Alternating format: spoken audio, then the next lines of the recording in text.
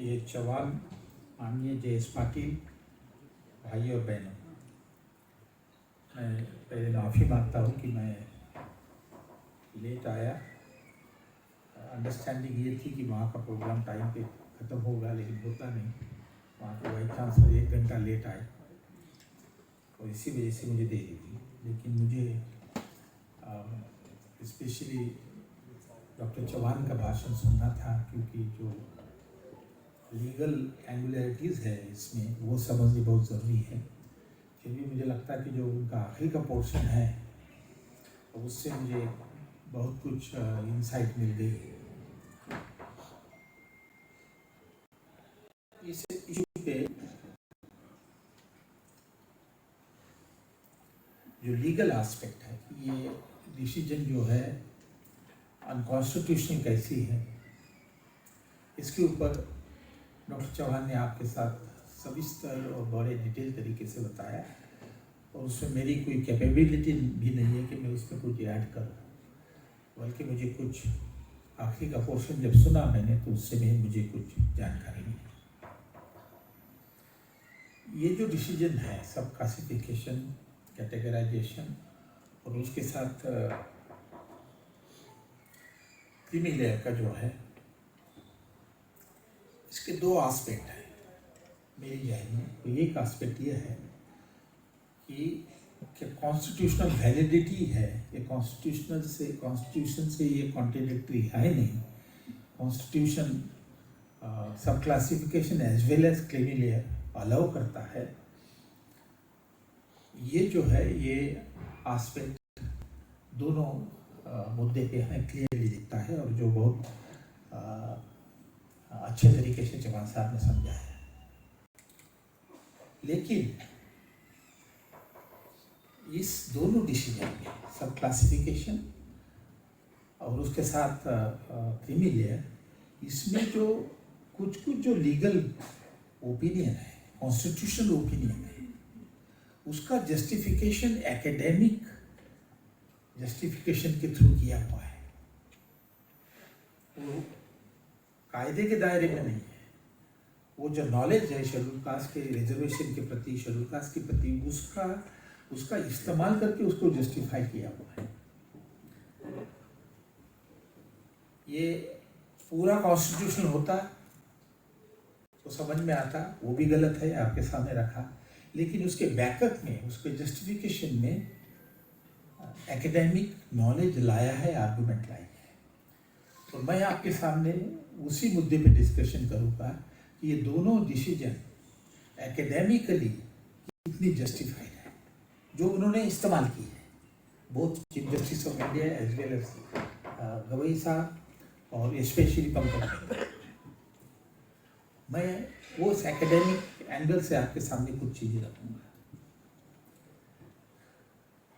एक इम्पोर्टेंट मुद्दा शुरू में मुझे आपसे कहना है, वो ये है कि ऑनरेबल चीफ जस्टिस ने डिसीजन दी है कॉन्स्टिट्यूशनल वैलिडिटी के साथ कि सब क्लासिफिकेशन हो सकता है और मोस्ट बैकवर्ड एंड सब कास्ट शेड्यूल कास्ट में आइडेंटिफाई की जा सकती है, और उनके लिए स्पेशल डिवीजन की प्रोविजन की जा सकती है। ये उनकी मुख्य डिसीजन है, जिसको सारे जजेस ने एक्सेप्ट 1 सपोर्ट किया।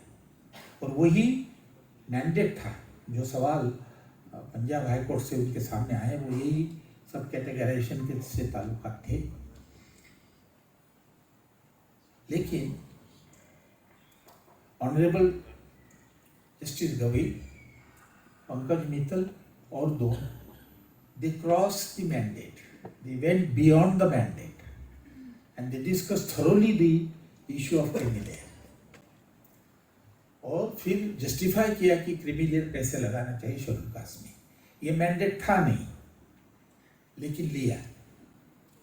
लेकिन सबसे और इम्पोर्टेंट बात है कि जस्टिस पंकज मित्तल और 1-2 वहाँ भी नहीं रुके, they went far ahead। जैसा डॉक्टर चौहान साहब ने कहा कि क्रीमी लेयर को तो उन्होंने सपोर्ट किया, गवई साहब का हवाला देके क्रीमी लेयर लाया जो मैंडेट में था नहीं। उसके बाद कहा कि रिजर्वेशन एक जनरेशन के लिए मिलना चाहिए, या फिर और उसको क्लैरिफाई किया, you can enjoy reservation only once और वन जनरेशन। वहां पर भी नहीं रुके पंकज मित्तल, उन्होंने कहा कि ये टाइम बाउंड होना चाहिए। वहां पर भी नहीं रुकते हैं, तो फिर कहते हैं कि caste reservation should be replace by economic criteria. और उसके आगे जाके कहते हैं कि इकोनॉमिक क्राइटेरिया इसलिए जरूरी है कि कास्ट बेस्ड रिजर्वेशन कास्टिज्म को प्रमोट करता है। वहां भी नहीं रुके, उसके आगे चले गए। उन्होंने कहा कि reservation has to be withdrawn all together in the interest of efficiency. Pankaj Mittal साहब वहां भी नहीं रुके। पंकज मित्तल साहब ने यह कहा कि इंडिया में, एंशियंट इंडिया में कास्ट सिस्टम थी नहीं, वर्ण सिस्टम थी। वर्ण सिस्टम अच्छी है, जस्टिफाई की है, ये भी मैंडेट पे था नहीं, और मैं उसके ऊपर बात करूंगा आपके साथ। इसका मतलब क्या है कि इतना फ्रंटल अटैक रिजर्वेशन पे है फ्रॉम ऑल डायरेक्शन, कोई ऐसा लूज एंड छोड़ा नहीं जहां रिजर्वेशन को अपोज नहीं किया।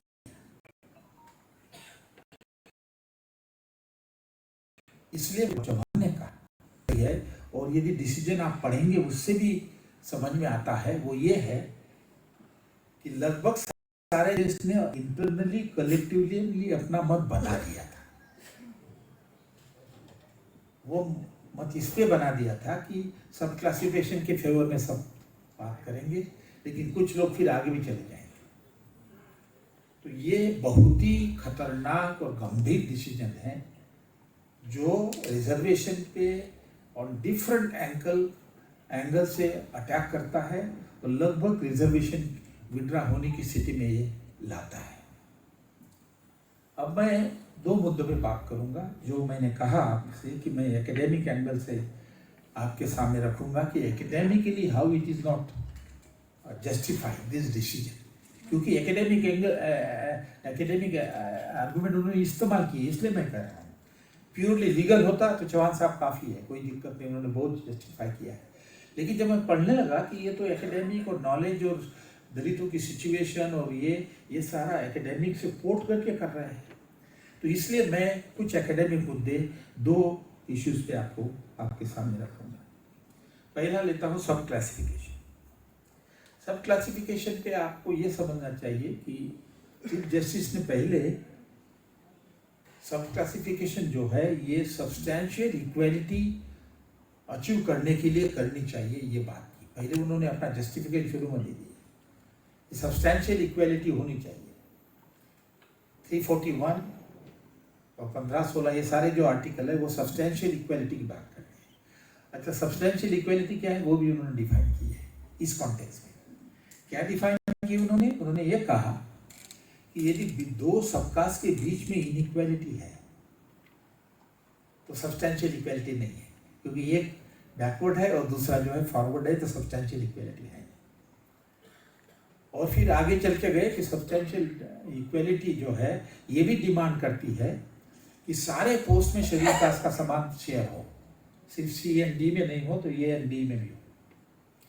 तो एक तरीका से उन्होंने ये कहा है कि सब्सटैंशियल इक्वालिटी की जो कॉन्स्टिट्यूशन में है उसको अचीव करने के लिए आपको सबकास्ट के जो डिफरेंसेस है, इनइक्वालिटी, उसको रिड्यूस करने पड़ेंगे, और वो रिड्यूस करने के लिए आपको सब क्लासिफिकेशन फिल करना पड़ेगा, और जो most backward with in the subcaste है उसको आपको रिजर्वेशन देना पड़ेगा। ये भूमिका, थियरेटिकल भूमिका पहले चीफ जस्टिस ने रखी। फिर वो एक ये डिसीजन लेनी है कि सब क्लासिफिकेशन हो सकता है, उसमें से जो मोस्ट बैकवर्ड है किसी भी इंडिकेटर पे उसके लिए रिजर्वेशन हो सकता है। ये यदि जस्टिफाई करना है तो चीफ जस्टिस को काफ़ी हर्डल, लीगल और एकेडमिक हर्डल क्रॉस करने थे, और बड़े इंटेलिजेंट तरीके से उन्होंने उस हर्डल को क्रॉस किया। मैं दो हर्डल की बात करता हूँ। पहला हर्डल ये है कि भाई सब क्लासिफिकेशन तभी हो सकता है जब ग्रुप जो है हेट्रोजीनियस है। तब आप सब क्लासिफिकेशन कर सकते हो। तो उनको ये प्रूव करना था कि हेट्रोजीनियस है, होमोजीनियस है। इसके बारे में मैं ज़्यादा कुछ कहूँगा नहीं, डॉक्टर चौहान साहब ने काफ़ी डिटेल में बताया, लेकिन इतना कहूँगा कि इतनी मेस है ये डिसीजन में, लीगल मेस मेरे समझ में नहीं आता है। ऐसे नॉन लीगल एकेडमिक ये नहीं समझ में आता है कि सत्य तो एक ही होता है, थोड़ा बहुत फर्क होता है सत्य में, ट्रूथ में। यहाँ तो देखेंगे आप ये series of judgement in favour, series of judgement against, ये क्या चीज़ है, समझ में नहीं आता है। बट एनीवे, फिर चीफ जस्टिस ने क्या किया है कि उन्होंने समराइज किया कि जो डिसीजन, जो सुप्रीम कोर्ट के डिसीजन ये कहती है कि ये होमोजीनियस ग्रुप है। मैं उसमें डिटेल जाता नहीं हूँ कि ये होमोजीनियस ग्रुप की डिसीजन बहुत लोगों ने दी है। ये होमोजीनिटी इसलिए है कि all are group together on the principle of untouchability, that they suffer from purity, collusion, and as a result of untouchability, unapproachability, unseeability, contempt, prejudice, humiliation. So untouchability is a common problem of all the subcasts that bind them together. और उसको एक class है, ये सारी में बहुत उन्होंने ये आर्गुमेंट, ये केसेस को समराइज करने के बाद दूसरे केसेस लिए जिसमें इसका विरोध है। वो ये है कि नहीं भाई, ये होमोजेनियस नहीं, हेट्रोजीनियस है। इनको तो सिर्फ ये शेड्यूल कास्ट क्रिएट करनी थी, इसलिए उनको असेंबल किया है। ये क्लास बाय इटसेल्फ नहीं है और इसमें वेरिएशंस है, इसलिए ये जरूरी नहीं है कॉन्स्टिट्यूशनली कि उसको हम सब क्लासिफाई नहीं कर सकते, हम सब क्लासिफाई कर सकते हैं। बहुत एविडेंस, उन्होंने बहुत सारे केसेस का एविडेंस दे दिया। तो लीगली उन्होंने क्लियर कर दिया कि कॉन्स्टिट्यूशनली सब क्लासिफिकेशन हो सकता है। फिर उन्होंने एकेडमिक में कहा कि भाई ये हेट्रोजीनियस है schedule caste, with in the scheduled cast, schedule cast heterogeneous है और शेड्यूल कास्ट को अनटचेबिलिटी के आधार पे इकट्ठा लाया है। तो is there a difference, is there a untouchability within untouchable? ये एकेडमिक आर्गुमेंट है, इलीगल आर्गुमेंट नहीं है। तो क्या किया फिर उन्होंने, 4 स्टडीज को कोट किया। एक स्टडी जो मुझे मालूम है, प्रिंसटन यूनिवर्सिटी और मार्टिन मकवा जो अहमदाबाद में है, उन्होंने 90 फॉर्म ऑफ अनटचेबिलिटी ली और सबकास्ट में वो अनटचेबिलिटी कैसे, उसके ऊपर वो रिजल्ट डिक्लेयर किया। उन्होंने उसको लिया, गुजरात की स्टडी है, और कोट किया कि there is untouchability within untouchable. फिर उन्होंने, गुजरात में है A.B. शाह, एंथ्रोपोलॉजिस्ट थे, उनकी स्टडी थी जिन्होंने अनटचेबिलिटी विद इन अनटचेबल या differences with in differential treatment with in untouchable, उसको कोट किया। फिर आंध्र प्रदेश की स्टडी को कोट किया, फिर तमिलनाडु को स्टडी कोट किया, और ये एकेडमिक एविडेंस देके ये बताया कि भाई with in the untouchable, with in the scheduled cast, although it's a one category, there is a differential treatment or untouchability, therefore it can be classified. तो कॉन्स्टिट्यूशन ने तो जस्टिफिकेशन पहले ही दे दिया, अब एकेडमिक जस्टिफिकेशन दे दिया कि भाई उसमें वाकई अनटचेबिलिटी है और उसको सब क्लासिफाई कर सकते हैं, और जो मोस्ट बैकवर्ड है उसको हम ये कर सकते हैं, रिजर्वेशन दे सकते हैं। तो both on the constitutional ground, legal ground and on academic ground उन्होंने ये जस्टिफाई कर दिया कि भाई क्लासिफिकेशन हो सकता है। और बहुत मेहनत की उन्होंने उसमें, उसकी उनकी इंजीनियरिंग भी, उसकी एकेडमिक भी आती है। And finally he through his weight in favour of सब क्लासिफिकेशन। अब मैं जो है, मैं आपके सामने सिर्फ एकेडमिक, लीगल तो चौहान साहब ने बिल्कुल बताया सही तरीके से कि ये सस्टेनेबल नहीं है, ये एकेडमिकली कैसे सस्टेनेबल नहीं है ये मैं बताता हूँ। एकेडमिकली इसलिए सस्टेनेबल नहीं है ये कि ये वाकई हेट्रोजीनियस है, तो हेट्रोजीनिटी का नेचर क्या है। और दूसरा सवाल ये है कि ये जो हेट्रोजीनियस है तो, और अनटचेबिलिटी उसका बेस माना है और हेट्रोजीनियस है, इसके बावजूद भी उसको एक क्लास में लाया है, तो डॉक्टर अंबेडकर साहब ने रिजर्वेशन फॉर सबकास्ट क्यों नहीं सजेस्ट किया? ये डॉक्टर अम्बेडकर साहब को बहुत कोट कर रहा है, क्यों नहीं किया? राइट फ्रॉम 1990 पहली बार उन्होंने उनका जो मेमोरेंडम दिया वो साउथ ब्यूरो कमीशन को दिया, जिसमें जस्टिफाई किया था कि शेड्यूल कास्ट को पॉलिटिकल रिजर्वेशन होना चाहिए। फिर 1929 में साइमन कमीशन के सामने जब वो गए, तब उन्होंने कहा कि तब उन्होंने जस्टिफिकेशन किया रिजर्वेशन का। फिर वो 1929 converted into round table conference 1, 2, 3। Round table conference में उन्होंने मेमोरेंडम दिया, that is the best articulation of policy for the scheduled cast.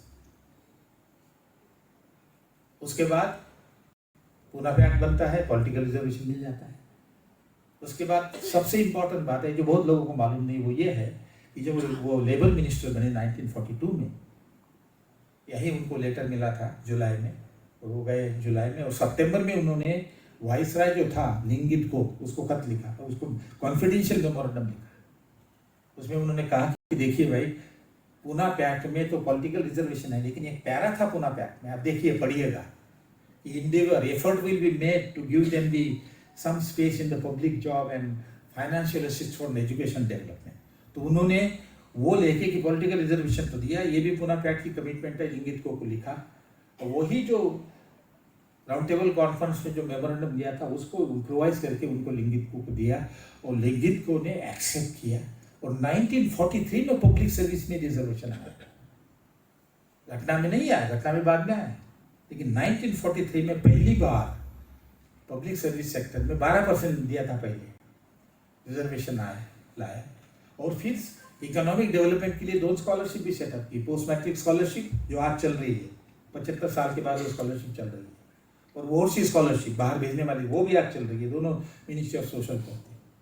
तो 1919 से लेके 1943 तक, और फिर कॉन्स्टिट्यूशन, जितने सारे आर्टिकल आपने कॉन्स्टिट्यूशन में है, yet nowhere Dr. Ambedkar asked for the subcaste reservation, despite the fact, ये ध्यान में रखिए, despite the fact that Dr. Ambedkar accepted that there are differences within the subcaste in Maharashtra, और वो deliberately मातंग कम्युनिटी को particularly कहते थे कि मातंग के खिलाफ बारे में जो बाहर थोड़ा बहुत डिस्क्रिमिनेशन करता है उसको नहीं करना चाहिए। अपने सारी ऑर्गेनाइजेशन के चमार को लिया। देवधर नाइक जो थे वो लगातार मुख नायक और बहिष्कृत भारत के एडिटर थे, और बहुत सारे मातंग कम्युनिटी के लोगों को, चमार कम्युनिटी को लिया, और वो अपील करते थे अपने भाषण में कि ये डिफरेंसेस वो दूर करो, समानता पे रहना चाहिए। इसके बावजूद भी कभी भी सबका बेसिस पे उन्होंने रिजर्वेशन नहीं मांगा। उसका कारण क्या है? उसका कारण मैं आपको बताता हूँ कि जब 1975 में 1990 में डॉक्टर अंबेडकर साहब ने प्रेजेंटेशन दिया साउथ ब्यूरो कमेटी को। एक सवाल साउथ ब्यूरो ने और साइमन कमीशन ने भी 1929 में और 1919 में साथ पूछा उनको, क्योंकि उस वक्त शेड्यूल कास्ट को या अनटचेबल को डिप्रेस क्लास कहते थे। तो डिप्रेस क्लास ऐसा वर्ड है कि जिसमें सब शामिल हो जाता है। तब उन्होंने डायरेक्टली सवाल पूछा, is caste the base of reservation? He said no, the basis of reservation is untouchability, and therefore I am asking reservation और political representation, reservation in services only for the untouchable. तो basis of reservation जो है और basis of investing the caste, schedule caste, which जो 1935 के act में फिर पहली बार शेड्यूल कास्ट वर्ड आया, वो अनटचेबिलिटी की बेसिस था। तो अनटचेबिलिटी को उन्होंने डिफाइन करते हुए क्या कहा वो मैं आपको पढ़ के सुनाता हूं।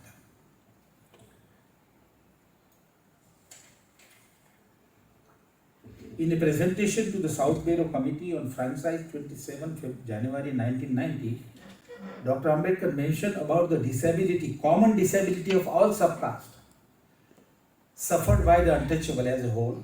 Ambedkar observed, not only untouchability arrests the growth of their personality, but also it comes in the way of their material well-being. Social well-being की बात नहीं की, simply material well-being. It has also deprived them of their certain civil right. The untouchable is not even a citizen. Citizenship is a bundle of right. और ये important है, such as personal liberty, personal security, right to hold property, economic right, equality before law, liberty of conscience, freedom of opinion and speech, right of assembly, right of representation in country's government, and right to hold office under state. Thus, the disabilities of untouchable involve both denial of personal and civil right and also material right through the denial of right to property. ये बाबा साहेब ने उनकी disability दी है और साथ साथ ये कहीं नहीं लिखा उन्होंने कि there is a significant difference between the sub caste with regard to untouchability, लेकिन ये जरूर माना उन्होंने कि सब कास्ट में डिफरेंशिएशन है, कभी कभी वर्ड अनटचेबिलिटी इस्तेमाल किया है। मैं आपको पढ़ के सुनाता हूँ। 1929 में जब साइमन कमीशन आया तब दो रिपोर्ट अम्बेडकर साहब ने लिखी, एक ऑन बिहाफ ऑफ बस्को हितकारिणी सभा education status of the scheduled cast, और दूसरी बॉम्बे असेंबली ने एक और कमेटी बनाई। उस कमेटी का नाम था depressed classes and aboriginal type, और स्टार्ट जो एक ऑफिसर थे वो उसके चेयरमैन थे, अम्बेडकर साहब मेंबर थे। उस स्टार्ट के रिपोर्ट में एक इंडिपेंडेंट चैप्टर है, मैं पढ़ के सुनाता हूँ। उस चैप्टर का नाम है अनटचेबिलिटी विद इन अनटचेबल। और रिपोर्ट क्या लिखती है, जो लैंग्वेज सारी समझ में आती है वो डॉक्टर बाबा साहेब अम्बेडकर की है। It must be admitted that good deal of untouchability with in untouchability exist in this presidency. और साथ साथ फिर ये भी कहा कि जो सबकास्ट ऊपर है, महार और चमार, ये कोशिश भी कर रहे हैं कि जो लोअर कास्ट ढोर है या मातंग है उसकी अनटचेबिलिटी को रिमूव करने के लिए। लेकिन जोर उन्होंने बाद में इस पे दिया है कि untouchability with in the untouchable is in the social sphere. बैठना उठना उतना नहीं है, खाना पीना उतना नहीं है, मैरिजेस नहीं होती। लेकिन उन्होंने कहा कि एक सबकास्ट जो है शेड्यूल कास्ट की, महार या चमार, वो प्रॉपर्टी राइट डिनाई नहीं करता मातम को, वो एम्प्लॉयमेंट डिनाई नहीं करता मातम, वो उसके एजुकेशन राइट डिनाई नहीं करता, वो तो सरीके वो फेस करते हैं। तो जिससे economic and educational development caste ने लिया है डिनाई किया राइट, वो राइट महार या चमार मातम को डिनाई नहीं करता, चमार वाल्मीकि को डिनाई नहीं करता, या जाटव चमार जो है वो और जाति को यूपी में नहीं डिनाई करता, वो सोशल और कल्चर स्फीयर पे है। इसीलिए वो रीजन है, this is the reason why Dr. Ambedkar never asked for the sub-caste reservation, क्योंकि उनकी ये समझ थी कि ये सोशल और कल्चरल है, और यदि with in the scheduled cast जो सब कास्ट है यदि बैकवर्ड है तो उसका प्रमुख कारण यह है कि कुछ सब कास्ट जो है उनके पास लैंड नहीं है, कैपिटल नहीं है, एजुकेशनल लेवल उतनी नहीं है, और उसमें जो दूसरे सबकास्ट है उनका कोई रोल नहीं है। That is because of the untouchability, A common discrimination face by all the subcaste. तो इसलिए उनको ये लगा कि सोशल और कल्चरल डिफरेंसेस जो विद इन द सबकास्ट है वो उनके बैकवर्डनेस के लिए रिस्पॉन्सिबल नहीं है। एक सबकास्ट के जो फैक्टर रिस्पॉन्सिबल है वो है lack of land, lack of business, lack of education. तो यदि आपको एक सबकास्ट को फेवर करना है, सपोर्ट करना है, तो उनको आपको जमीन देनी पड़ेगी, उनको आपको बिजनेस देने पड़ेंगे, उनको आपको एजुकेशन देना पड़ेगा। तो आगे जाके वो ये कहते हैं कि एक सबकास्ट यदि अंडर रिप्रेजेंटेड है पब्लिक सेक्टर में, वो है या नहीं वो बात अलग है। मैंने कल फिगर देखे हैं, मेरे पास सबकास्ट का डाटा कुछ आता है, उसमें वाल्मीकि का प्रोपोर्शन पब्लिक सेक्टर में कम नहीं है, क्योंकि सारे जॉब वो सरकारी है। तो ये ओपनली कहना, क्योंकि वाल्मीकि को रिपीटेडली उन्होंने कोट किया है, उनको लगता है बहुत बड़ा अट्रैक्टिव एग्जाम्पल है, लेकिन वहाँ भी एकेडमिकली फंस गए वो।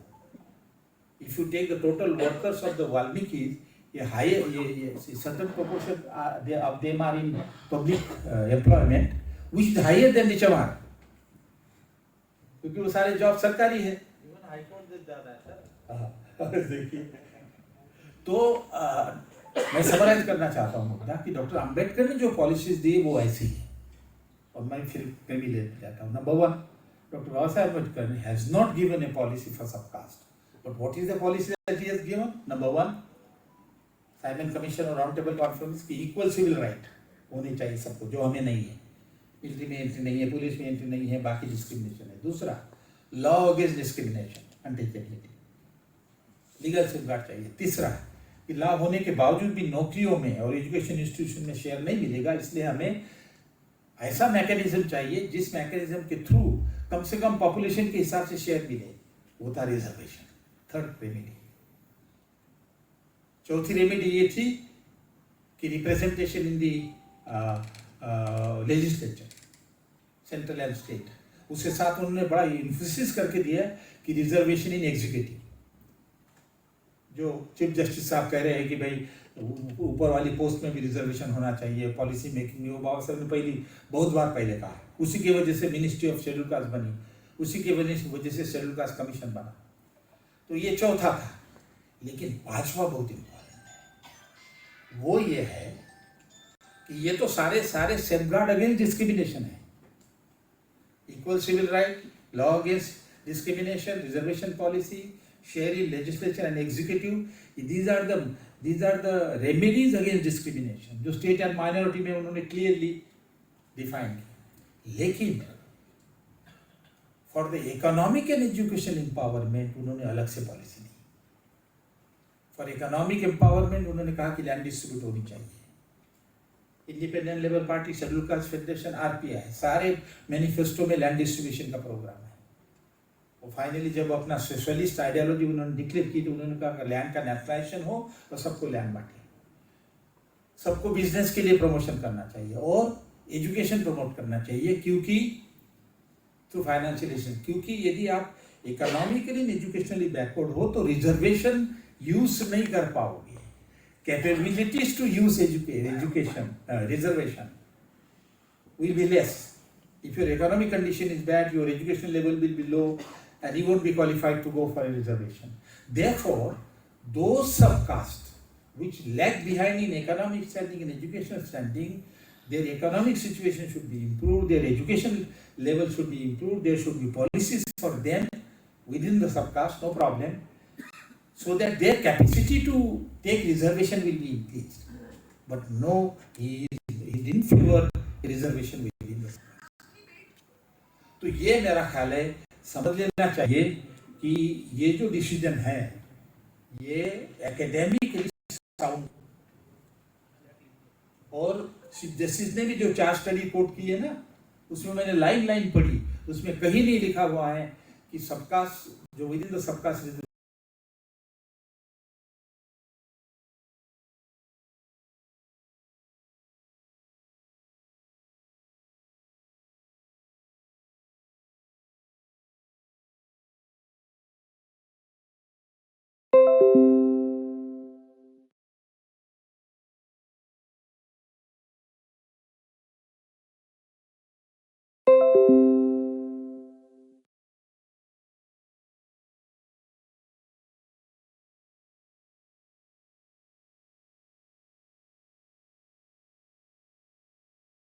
is and supplementary policy in addition to reservation to increase the capability to enjoy and become capable to take job on the reservation. That is what is required for the subcaste, not a reservation within the subcaste. क्योंकि क्या होगा मैं बताता हूँ, इसमें लिखा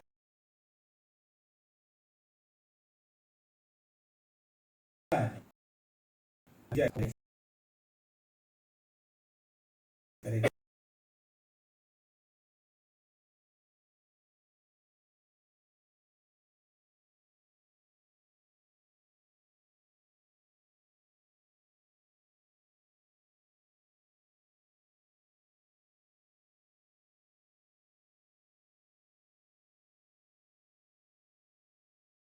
है ना, कुछ इंडिविजुअल पीछे है, कुछ बाकी है, उसके लिए अलग पॉलिसी चाहिए। Reservation will not help, substantial equality will not be achieved. So ये कुछ बातें मैं आपके सामने रखना चाहता था, क्योंकि ये मुझे समझ में आ रहा है कि This is the decision was already sort of decided. Let us come to creamy layer and academic side of the creamy layer argument. एक 15-20 मिनट में बताऊंगा. आपको बताया मैंने कि creamy layer argument जो है वो मैंडेट में नहीं है लेकिन लीड है. लेकिन उसमें ये है कि creamy layer का लीड जो लिया वो गवई साहब ने लिया. वो पंकज मित्तल ने नहीं लिया, वो शर्मा ने नहीं लिया. उन्होंने गवई साहब को कोट किया. और learned brother, friend, our learned colleagues, we support his view on creamy layer, we support his view on first generation and all. So सारा justification जो आता है वो गवई साहब के थ्रू आता है. गवई साहब की क्या आर्गुमेंट है? गवई साहब ने क्या किया है, जहाँ तक मुझे अंदाजा है, I will like to correct myself from Mr. Chauhan, is that backward caste के लिए जो आर्गुमेंट इंदिरा स्वामी में है, सब क्लासिफिकेशन के लिए जस्टिफाई किया ना बैकवर्ड क्लास में, क्रीमी लेयर है, उसी से वो धागे लिए हैं और वो शेड्यूल कास्ट में लगाने की कोशिश की है. क्या जस्टिफिकेशन दिया है मैं पढ़ के सुनाता हूँ. लर्नेड जस्टिस गवई साहब, drawing from the earlier judgement, build up a case for creamy layer for the scheduled caste. And I quote, the very concept of class denote a number of persons having certain common trait which distinguish them from others. If some of the members are far too advanced socially, economically, educationally, the connecting thread between them and the remaining class snaps. They will be misfit in the class. Excluding them alone, would the class be a compact class? Such exclusion would benefit the true backward. And then he argued, which is very important sentence, and goes on just that, when a group turn into a heterogeneous, the principle of unequal treatment of unequal justified. कि unequal है सारे सब cast, तो फिर equal policy नहीं होनी चाहिए, unequal policy होनी चाहिए. ये कॉन्स्टिट्यूशन का principal. Now given this theory of heterogeneity, and then saying that since there is a heterogeneity within the scheduled caste, which Fiji has proved, to which Gavai Sahab has agreed, given this heterogeneity among the scheduled caste group, the unequal treatment to classes in the category of scheduled caste would advance the constitutional objective of equality. And the most powerful recommendation is this. Therefore, I recommend that the state must evolve a policy for identifying the creamy layer even from the scheduled caste and scheduled tribe, so as to exclude them from the benefit of affirmative action. And read carefully the last sentence. Only this and this alone can achieve the real equality as enshrined under the Constitution. तो ये जो decision है, जो forcefully उन्होंने कही है, ये सारी फिर पिकअप की पंकज मित्तल ने और सारों ने वर्ड इस्तेमाल करके, that our extreme brother has recommended and we support this. So this is creamy layer. उसकी आर्गुमेंट आपको मिल गई है. सवाल यह है कि इस क्रीमी लेयर को सपोर्ट करते वक्त एकेडमिक आर्गुमेंट लाई, और ये पंकज मित्तल साहब को देखो क्या कह रहे हैं. Pankaj Mittal, while agreeing with the applicability of creamy layer to SC, also provide the evidence by saying that we are landing into academic, not legal. The experience show that the better of the class among the backwards, that is scheduled class, eats up most of the vacancies and seats reserved, leaving the most backward with nothing in their hand. ये academic है. सवाल यह है, is this the experience? Has the seat has been all cornered by the Chamar and the Mahar and the Jatals, and nothing to the Valmikis, nothing to the Matan, nothing to Chamar or nothing to others? इतना forceful sentence है. मैंने 2016 में फरवरी में EPW में, economic and political weekly में article लिखा था dealing this argument. इसलिए कि ये जज जो है ना, ये जज इतनी उनकी अपनी तो रिसर्च नहीं है और ये सारा लिटरेचर पढ़ते भी नहीं है, so they only read the whatever academic have said and they became a victim of that view. Therefore, I judge the actual fact. दो इसके ऊपर एक्सपीरियंस है मैं आपको बताता हूँ। Let us take the central government position A, B, C, D. Total मेरा ख्याल है 9 लाख के करीब या कुछ थी, मैं एब्सोल्यूट फिगर नहीं दूंगा। 2011 की बात है, 2022 में भी वही स्थिति है। 2011 में C and D post account 80% of the post that scheduled castes occupy under reservation. 80%, 81, and only 19% B and A. अब भाई ये C and D कौन है? Class 4 and Class 3. Very clear. Are they from economically weaker background, stronger background? उसके लिए मैंने देखा कि उनकी क्वालिफिकेशन क्या है देखो। तो फिर मैंने ये लिया कि नेशनल सैंपल सर्वे क्या करता है, जितने भी शेड्यूल कास्ट पब्लिक सेक्टर में है, गवर्नमेंट में है, उसका संख्या देती है, वो स्टेट एंड सेंटर। उसकी मैंने एजुकेशन बैकग्राउंड देखी, उसमें क्या पाते हैं हम, उसमें ये पाते हैं कि 68% of those who are in reservation schedule caste, those of reservation are higher secondary and secondary. अब हायर सेकेंडरी और सेकेंडरी एजुकेशन के साथ जो C and D में जा रहा है वो इकोनॉमिकली स्ट्रांग है? नहीं, वो तो गरीब है। फिर मैंने और डेटा निकाला कि जितनी भी पोस्ट रिजर्वेशन में है शेड्यूल कास्ट के पब्लिक सेक्टर गवर्नमेंट में, उसकी 32% रूरल एरिया में है, बाकी जो है सारी अर्बन एरिया से। ये डेटा मिल जाता है नेशनल सैंपल सर्वे से। जो शेड्यूल कास्ट रिजर्वेशन में है वो गांव से है कि शहरों से? तो गांव से 32% पोजीशन जॉब जो है, जो regular salary job under reservation, वो गांव से है। मैंने उसका लैंड बैकग्राउंड देखा कि भाई ये गरीब है या अमीर है, जिसने कॉर्नर किया है पंकज मित्तल कह रहा है। उसमें क्या पाते हैं हम,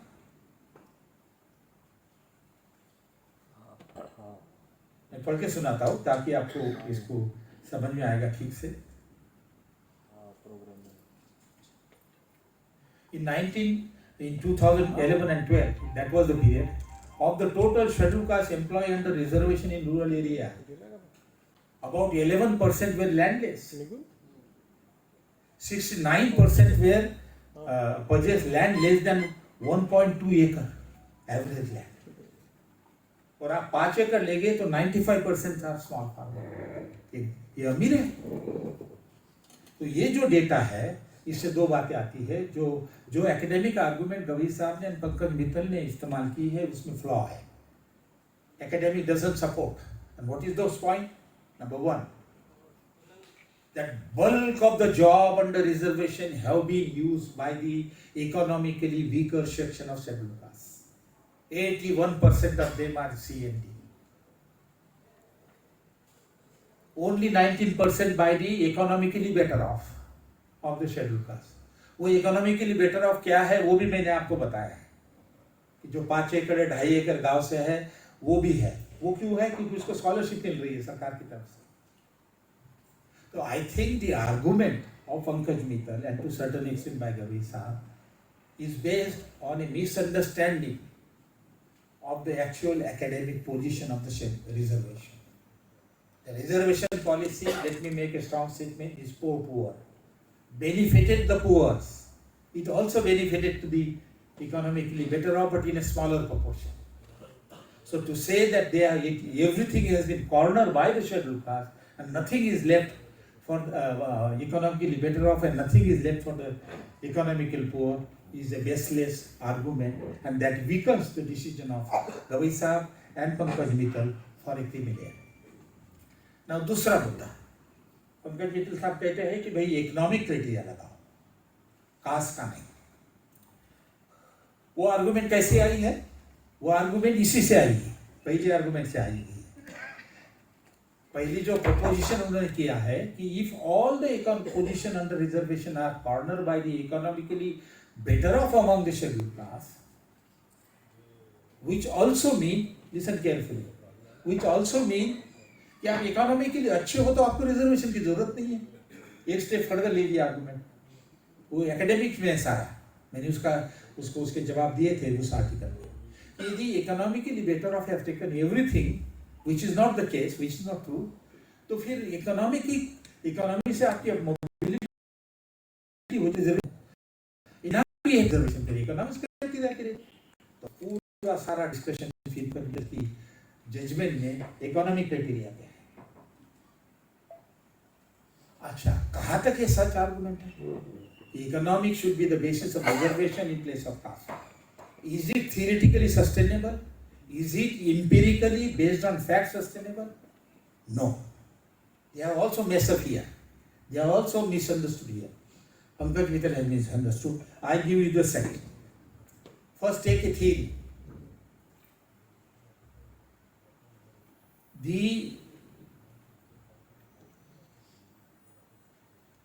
I would also like to read the sentence because this is very important. These are very savvy as well as Pankaj.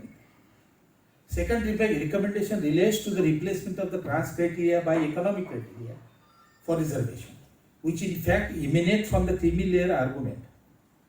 Now this is what they say. Some among the scheduled castes are economically better, such that they can walk shoulder to shoulder to the high caste.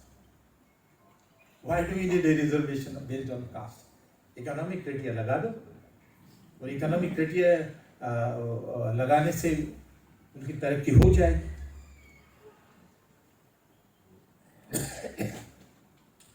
How far it is true? Now I collected the theoretical. What do the theories of discrimination tells us? Theories of discrimination were developed in America, which Dr. Babasaheb Ambedkar also later on used. What is the message of theories of discrimination? Very brief. Theories of discrimination says that a group as a whole is discriminated, denied equal right, जो बाबा साहब ने बताया, on the basis of cultural identity, on the basis of identity, social, cultural, religious, color, racial identity, not on the basis of individual merit. That is why in 113 countries, reservation or affirmative action policy is there only for those groups who are cultural, who are discriminated on the basis of their cultural identity, not on the basis of individual attribute or individual merit. This is the theme. Applying to the caste, all untouchable are denied equal right. जब high cast का आदमी discrimination करता है गांव में, बीरी पे कुएं पे पानी नहीं देना, टेम्पल में नहीं देना, तब ये देखता है क्या वो कि उसकी इकोनॉमिक बैकग्राउंड क्या है? वो नहीं देखता है, वो तो अनटचेबल है. इसलिए मैं वो एम्बैरेसिंग एग्जांपल कोट नहीं करूंगा कि प्रेसिडेंट जो है जिसकी इकोनॉमिक स्टैंडिंग क्या है उसको भी जाने नहीं दिया.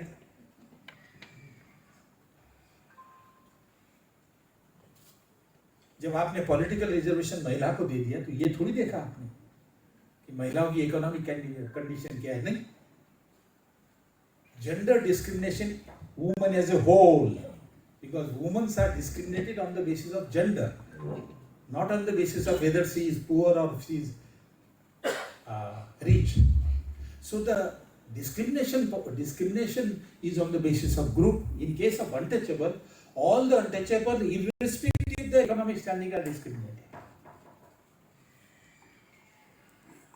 आप इसके जाके आगे चले जाइए आप कि 1955 में जब अनटचेबिलिटी ऑफेंस एक्ट बना और बाबा साहेब थे, उन्होंने कॉन्ट्रीब्यूट किया. और अनटचेबिलिटी एक्ट आगे चल के एट्रोसिटी एक्ट, अनटचेबिलिटी एक्ट बाद में protection of civil right act बना. क्या प्रोविजन है वहाँ लिखा है उसमें कि economically better off scheduled caste है, उसके अगेंस्ट में उसके बारे में ये डील नहीं होगा. नो, जवान साहब knows and he will correct me. Victim is untouchable and accused is high caste. There is no mention, I underline it, there is no mention in the act that one subcaste untouchable, if he discriminate another subcaste, that untouchable should be punished. No, because he knows what kind of discrimination was there between the subcaste. So untouchability of a tax doesn't recognize the economic background, because the theory is all untouchable, economically better off or worse off are discriminated on the basis of their identity, for they being poor, impure and untouchable. So this is the theory. What is the facts?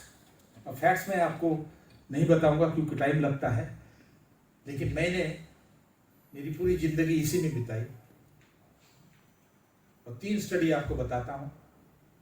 Indian institute of Dalit studies की जब मैं director था, 4 राज्य में economic discrimination की हमने study की, क्योंकि economic discrimination is important, education discrimination important as far as the constitution is concern. CJ की डिसीजन भी कहती है कि under representation due to social and educational backwardness, ये वर्ड है उनका कि ये under representation and social and education backwardness in inclusive, it's not mutually exclusive. खैर वो जान लीजिए। तो 4 स्टेट का स्टडी किया जिसमें महाराष्ट्र भी इंक्लूड है, फिर 3 स्टेट का स्टडी किया उसमें हरियाणा इंक्लूड था, फिर 8 स्टेट का स्टडी किया ईस्टर्न स्टेट से। उसकी मेजर फाइंडिंग क्या है, वेरी ब्रीफली, कि the untouchables in the rural area suffer discrimination in hiring. Manual labour में नहीं है, उस पर जोर जबरदस्ती, लेकिन डोमेस्टिक घर में जॉब नहीं देते खाना बनाने के लिए। उसके बाद वेजिटेबल प्रोसेसिंग के लिए नहीं जॉब काम देते, फ्रूट्स प्रोसेसिंग के लिए नहीं। केरला में एग्जाम्पल है कि घर भी बांधने के लिए नहीं देते, अनटचेबल के हाथों से घर नहीं बांधना चाहिए। तो ये इकोनॉमिक डिस्क्रिमिनेशन अभी हमें देखने को मिलता है। उसके बाद फार्मिंग में हमने फार्मर की स्टडी की, तो farmer face discrimination in buying the input and sale of output. High caste अपना बैल नहीं देगा, सीट दे देगा, बेचेगा हाई प्राइस पे, लेकिन बैल नहीं देगा, वो ह्यूमन लेबर नहीं देगा। हाई कास्ट का वर्कर जो है वो ये एग्री नहीं करता कि मैं लो कास्ट की फार्मिंग पे काम करूँ। तो डिस्क्रिमिनेशन फेस कर रहा है फार्मर। उसके बाद बिजनेस, आशीष प्रकाश की किताब है 90 बिजनेसमैन जो गाँव में है उनकी स्टडी की है और किस तरह से डिस्क्रिमिनेशन वो फेस करते हैं। उसमें इकोनॉमिक आधार नहीं है बिजनेस में तो सभी इकोनॉमिकली बेटर ऑफ होती है ना, फिर भी नहीं, चिट फंड का उनका मेंबर नहीं बनते, उनको और इन्फॉर्मेशन नहीं मिलती। लेकिन जो गाँवों में मैंने स्टडी की उसमें क्या लिया, उसमें ग्रॉसरी ओनर, गाँव में जो ग्रॉसरी का शॉप होता है, और फिर अपना रेस्टोरेंट और ट्रांसपोर्ट। क्या पाया उसमें हमने कि जो ऑटो रिक्शा वाला है जो शेड्यूल कास्ट है उसके ऑटो रिक्शा को हाई कास्ट नहीं हायर करेगा, जरूरत पड़ी तो करेगा, नहीं तो प्रीफर देगा अपनी जाति के ऑटो रिक्शा या टैक्सी के। ईटरीज में जो शेड्यूल कास्ट है वो नूडल बनाता है, चाय बनाता है, हाई कास्ट का उसके पास जाएगा नहीं, बल्कि कुछ को रिस्ट्रिक्शन लगाए कि आप नूडल वगैरह मत बनाइए। ग्रोसरीज में जो किराना की दुकान है उसमें हाई कास्ट जाता नहीं है, मजबूरी है तो वो सिर्फ पैक फूड लेता है, पैक साबुन है तो पैक है, लेकिन खुला नहीं, क्योंकि वो अनटचेबल अटैच हो जाता है। तो एम्प्लॉयमेंट में, फार्मिंग में और बिजनेस में डिस्क्रिमिनेशन फेस कर रहा है, और इरिस्पेक्टिव ऑफ इकोनॉमिक बैकग्राउंड। मैं हरियाणा में गया एक फील्ड वर्क के लिए, पर्सनली गया, मैंने कहा मैं देखूं, वाल्मीकि कम्युनिटी के घर में गया मैंने कहा जी आपका कैसा है, तो कुछ सवाल पूछे तो उन्होंने कहा सर हमारा मिल तो गांव पे वाले हाई कास्ट भी नहीं लेते और सोसाइटी में भी नहीं बिकने देते हमें, इसलिए है गाय परचेस करे गवर्नमेंट की स्कीम देते हैं, हम वेजिटेबल की दुकान लगाते हैं, कोई नहीं आता है हमारे पास। और वहाँ के जाटों ने थ्रेट किया कि यदि आप वाल्मीकि का मिल्क लेके कोऑपरेटिव के कॉमन पूल में डालोगे तो हम आपको मिल्क नहीं देंगे। इस तरह का डिस्क्रिमिनेशन है, और इरिस्पेक्टिव ऑफ इकोनॉमिक बैकग्राउंड। फिर 7 स्टेट की स्टडी है गवर्नमेंट ऑर्गेनाइजेशन, ये तो मार्केट हुआ या जाके आप प्राइस देते हो, लेकिन गवर्नमेंट सर्विसेज जिसमें डिमांड सप्लाई से प्राइस नहीं होती है, गवर्नमेंट तो ऐसा है कि भाई पब्लिक एम्प्लॉयमेंट गारंटी सरकार देती है, आंगनवाड़ी में फूड सरकार देती है, मिड डे मील में फूड सरकार देती है, उसमें क्या है रैम्पेंट डिस्क्रिमिनेशन। दलित लड़के जो है अलग बैठ के स्कूल में, आपको पता होगा बिहार में या वो जगह आगे बैठेंगे हाई कास्ट के, दलित लड़के पीछे बैठेंगे। सरकारी है, मार्केट नहीं है, government organisation. Mid day meal में उनको आखिरी में खाना दिया जाता है। मेरे पास तो वीडियो है, स्टडी तो छोड़ दीजिए, UPW मेरी आर्टिकल है। मिड डे मील में सबसे आखिरी में शेड्यूल कास्ट को खाना दिया जाता है, वो भी बचा हुआ। औरों के लिए प्लेट दी जाती है, शेड्यूल कास्ट को कहते कि प्लेट आप ले आओ। दलित महिला को कुक नहीं बनाया जाता। आपने न्यूज़पेपर में पढ़ा होगा बहुत बार कि दलित महिला यदि कुक बनाई गई आंगनवाड़ी में या मिड डे मील में, तो हाई कास्ट का लड़का खाना नहीं खाएगा, थ्रेटन्स नॉट टू ईट।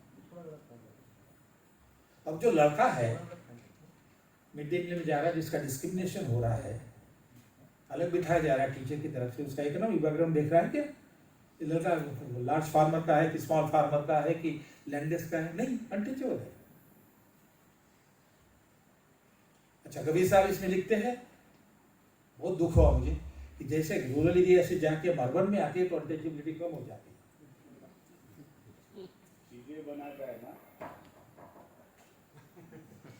क्या लिखा है, क्या एविडेंस है? हमने स्टडी की है, रमीन है, विनोद मिश्रा ने स्टडी की है, वो दिल्ली में देखा है कि रेंटल में, किराए पे घर देने पे क्या है, दलितों को मुस्लिम को घर नहीं मिलेगा। बहुत अलग अलग तरीके से नाम पूछे जाएंगे, वेजिटेरियन हो, नॉन वेजिटेरियन हो, क्योंकि जाति तो पूछ नहीं सकते। तो फाइनल कंक्लूजन ये आया है कि दलित को हाई कास्ट की रोटी में घर मिलना मुश्किल हो गया। अब जो हाई कास्ट की मिडिल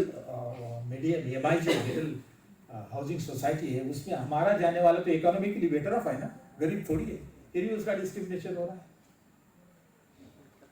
एम्प्लॉयमेंट में डिस्क्रिमिनेशन हो रहा है। मेरी किताब आ गई है 4 महीने पहले, एम्प्लॉयमेंट डिस्क्रिमिनेशन हायरिंग में। प्राइवेट में ज़्यादा है, पब्लिक में थोड़ा कम है। और अब आपको बताओ पते की बात, यदि आप इनकम सैलरी ले लो तो आपको ये पता, ये रिजल्ट आता है कि जिनकी हाईएस्ट सैलरी स्लैब में जो लोग बैठे हुए हैं शेड्यूल कास्ट के, in public sector and private sector, उनका डिस्क्रिमिनेशन ज़्यादा है compare to the lower category. Lower category में चल जाएगा, तो ऊपर वाले में नहीं। तो इकोनॉमिकली बेटर है, उसका डिस्क्रिमिनेशन हो रहा है। पंकज मित्तल कह रहे हैं कि डिस्क्रिमिनेशन उनका होता नहीं, दे आर डिस्क्रिमिनेशन। और एग्जाम्पल देता हूँ, discrimination in IIT, central universities. Medical college में लड़की ने, ट्राइबल लड़की ने सुसाइड कर दिया, IIT मुंबई में सुसाइड कर दिया, all India institute of medical science में सुसाइड कर दिया, JNU में मेरी यूनिवर्सिटी में सुसाइड कर दिया। क्यों? डिस्क्रिमिनेशन। जब all India institute of medical science में डिस्क्रिमिनेशन हुआ और 2 सुसाइड हो गए, तो मैं यूनिवर्सिटी का चेयरमैन था तब principal secretary of health ministry came to me, थोड़ा we want to set up a committee and please look into the causes why this suicide are happening. मैंने एग्री कर दिया, फिर मैंने स्टडी की, कोई बोलता नहीं था, डर रहे थे स्टूडेंट। कुल मिला के 50 स्टूडेंट थे, उसमें से मैंने बड़ी सिताफी से 50 क्वेश्चनर बनाई और एक लड़का है उसको दे दी। मैंने कहा भर लो, नाम न लिखी। उसमें से रैम्पट डिस्क्रिमिनेशन आया था in examination, in classroom, in dining hall, they sit separately. उसके बाद शुरू हो गई स्टडी। IIT मुंबई में उन्होंने मुझे भाषण के लिए बुलाया सुसाइड के बाद, तो उन्होंने मेरे साथ कॉन्फिडेंशियली जो इंटरनल सर्वे है वो शेयर किए, और उसमें जो डिस्क्रिमिनेशन है कोई हद नहीं उसकी। आते ही पहले पूछते हैं कि कोटा में आए हो, ये नहीं पूछते कि तुम्हारी इनकम क्या है, तुम इकोनॉमिकली अच्छे हो या बुरे हो, नहीं, कोटा में आए हो, शेड्यूल कास्ट, और डिस्क्रिमिनेशन शुरू हो जाता है। जिस लड़के ने सुसाइड कर दी है वो सोलंकी था ना, जिसकी ये जो है वो गुजरात में थे।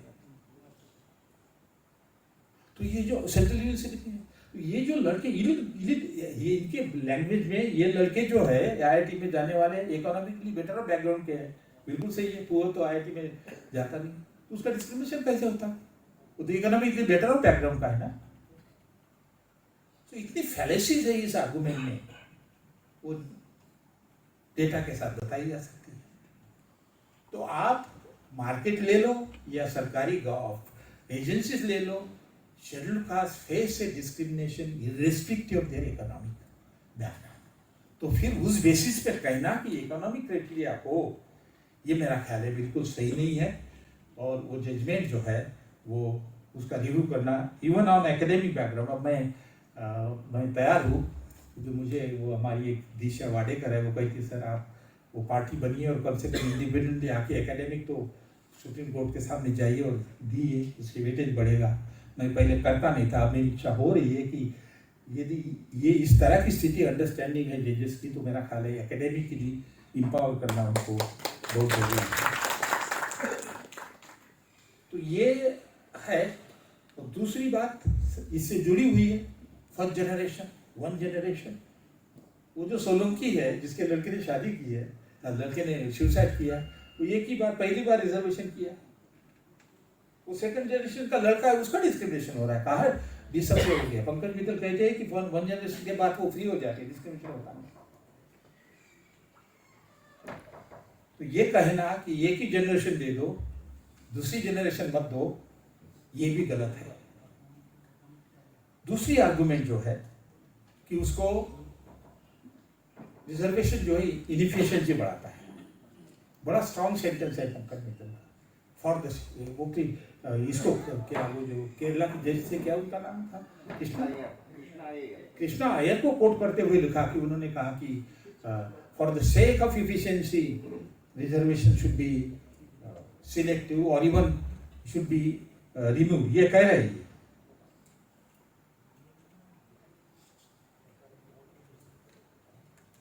लेकिन एविडेंस क्या है?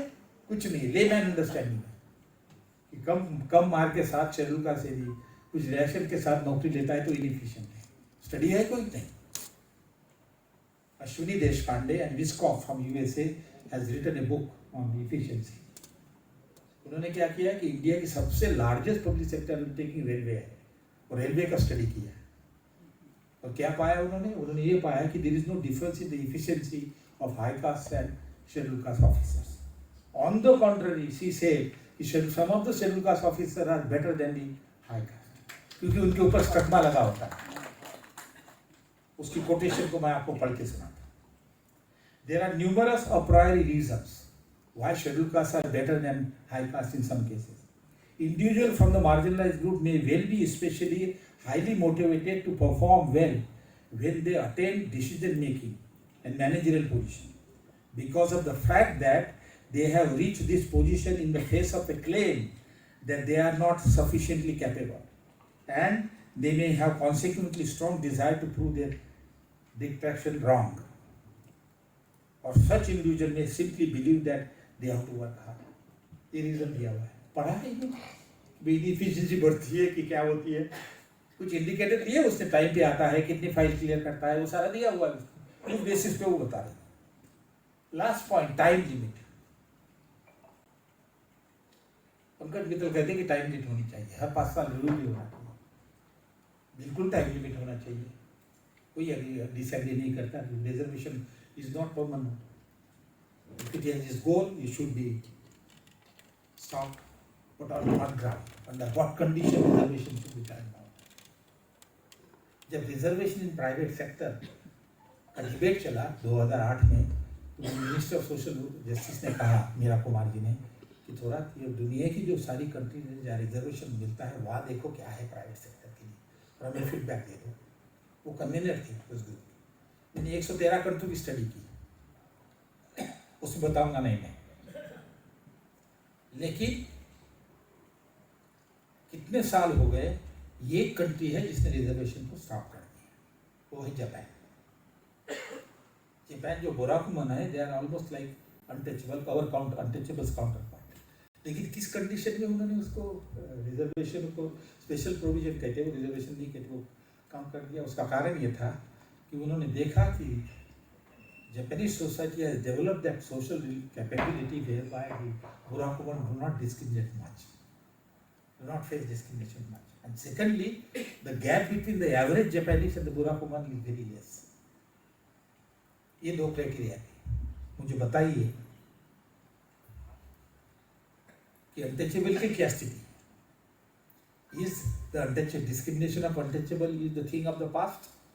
डिसेबल्ड हो गए? Has the gap between the scheduled caste and the high caste has reduced?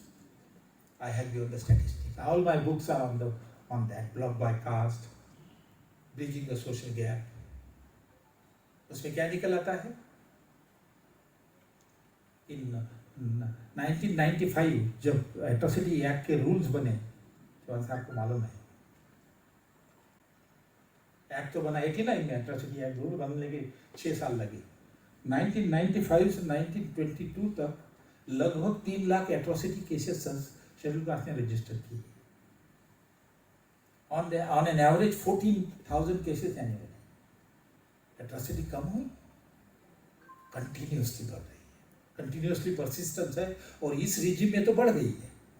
Vulgar type of atrocities, parading naked,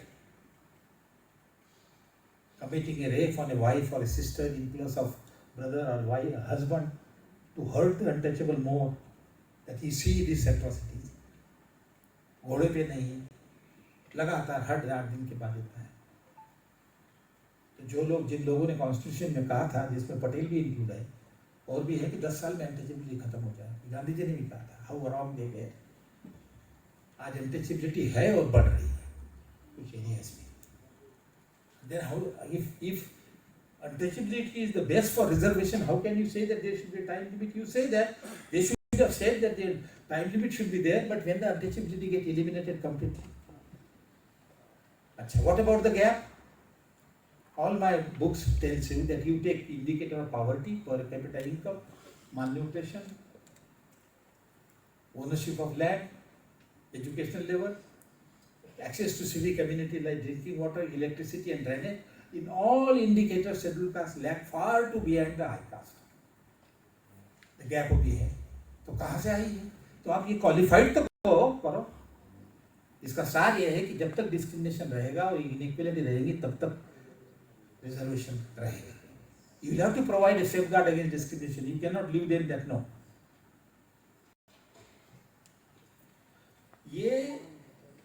ये सारा मैंने सारी आर्गुमेंट लेके उसका एकेडमिक बेस कैसा वीक है, ये आपके सामने रखा है। तो ये this judgement has to be also reviewed, Chauhan साहब, not only on the basis of constitutional invalidity or whatever, but also on the basis of the academic argument they have brought in favor of their constitutional justification, because they have not read at all this literature. अब मैं आखिरी में ये कह रहा हूँ ना, मुझे ये बताइए, सुप्रीम कोर्ट भगवान है, इसलिए भगवान है कि जो डिसीजन देता है वो लागू हो जाता है। It decides the future of people at one stroke.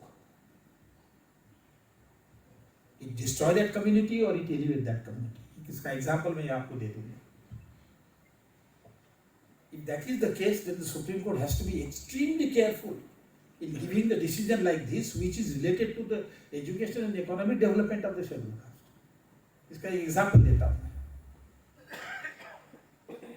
जब ईस्ट इंडिया कंपनी इंडिया में आई तो 1754 में they took over, right from 1750 till 1892 military में अनटचेबल होते थे, और जो ईस्ट इंडिया कंपनी और ब्रिटिशर ने जीता है, इंडिया का बहुत सारा हिस्सा वो अनटचेबल सोल्जर की वजह से जीता है। उसका एक शाइनिंग कहो या कुछ कहो, उसका एग्जाम्पल है कोरेगांव। पेशवाई को उन्होंने डिफीट किया, 400-500 मार के उनके साथ, और भी तो 22 मारों का नाम वहाँ पे है। तो दैट इज एन एविडेंस। ये एक ब्रिटिशर था जिसके दिमाग में फितूर आया, उसके दिमाग में फितूर क्यों आया वो मैं बताता हूँ। जब मराठा एंड ब्राह्मण्स को एंट्री मिली मिलिट्री में या किसी स्टेज पे, उन्होंने कहा हम महार के साथ नहीं रह सकते, महार के ऑफिसर के अंडर हम काम नहीं कर सकते या उनके साथ खाना नहीं खा सकते, इनको आप निकालो। तो एक ऑफिसर था, उसका नाम रॉबर्ट था, उसने वो बाद में फिर ये भी बन गया, उसने कमीशन बिठाया और क्या थ्योरी लाई, थ्योरी ऑफ मार्शल रेस।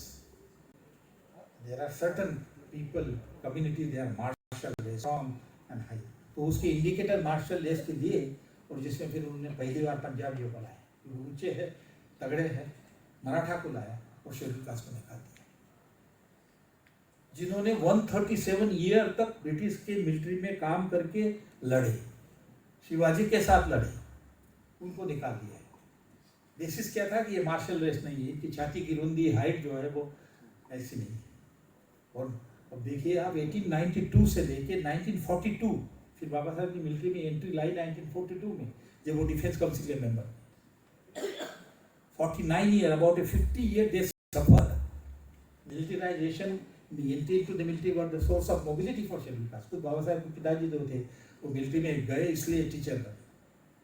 गलत डिसीजन, एक गलत डिसीजन कितना हार्म करती है, इसका एक एग्जाम्पल है। मुझे लग रहा है जस्टिस सुप्रीम कोर्ट ने 100 बार सोचना चाहिए, ऐसी डिसीजन दे जिससे education and economic development of most miserable section of society will be affected.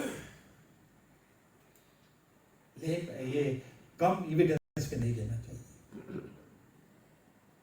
तो मुझे लगता है कि ये मैं एग्री करता हूँ डॉक्टर चौहान के साथ कि सॉल्यूशन नॉन पॉलिटिकल है। लीगली तो वो रिव्यू भेज देंगे, मुझे मालूम नहीं, मैं उनको पूछने जा रहा था कि can government being an ordinance for this subcategorisation. If ordinance है, ये सरकार ईमानदार है तो ऑर्डिनेंस लाए, फिर बाद में पार्लियामेंट से करे। मेरी एक डिसीजन जो है, मैंने डिसीजन ली थी चेयरमैन ऑफ यूजीसी की, भाई रिजर्वेशन जो है वो यूनिवर्सिटी लेवल पे होना चाहिए। डिपार्टमेंट लेवल पे करो तो वहाँ तो लोग ही नहीं, एक दो होते हैं, और मैंने लागू कर दी। और मेरा सपोर्ट दिया इन्हीं के बड़े भाई चौहान साहब, बड़े ज़बरदस्त आदमी है, 10 साल तक मैंने उनके साथ काम किया, अभी भी दोस्ती है। उन्होंने कहा चलो थोड़ा सा हम करेंगे इसको, और लागू कर दिया हमने।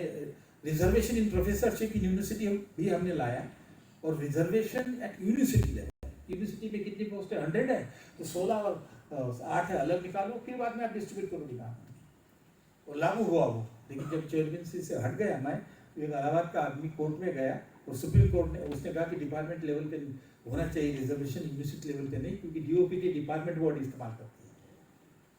सुप्रीम कोर्ट ने कहा हाँ ठीक है। तब जाके हल्ला गुल्ला खूब हुआ।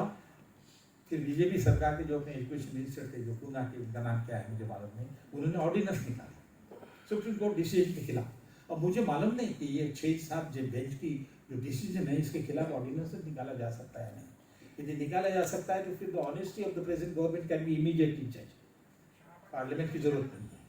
तो मैं ये कह रहा हूँ कि ये डिसीजन जो है बहुत जुडिशियसली लेना चाहिए सुप्रीम कोर्ट जज ने, जिससे ये कम्युनिटी का जो मोस्ट डिप्राइव्ड, मैलिशियस उनके अगेंस्ट में है, एंटी सोशल है, प्रेजुडिस है, ऐसे कम्युनिटी। और उसने ये आपने देखा है, एक लास्ट पॉइंट कहूँगा कि डिस्क्रिमिनेशन इतना वाइड स्प्रेड है कि जीवन का कोई हिस्सा ऐसा नहीं है जहाँ डिस्क्रिमिनेशन नहीं होता। और आप वो क्रिमिनल की बात कर रहे हैं, कहाँ उसको अफेक्ट करेगा जब रिजर्वेशन निकाल लिया, तो उसका कोई अंदाजा नहीं। मुझे लगता है फाइनली क्रिमिनल प्लस सब क्लासिफिकेशन ये बिल्कुल ले डूबेगा रिजर्वेशन। इन्होंने तो ये भी बता दिया चौहान साहब ने, अब ये क्रिमिनल का तो ही आ गया, तो कभी भी इस्तेमाल किया जा सकता है। Thank you very much.